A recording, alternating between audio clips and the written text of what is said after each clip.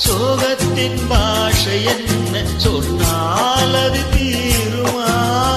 கங்கை நீர் காய கூடும் கண்ணீர் அது காயுமா?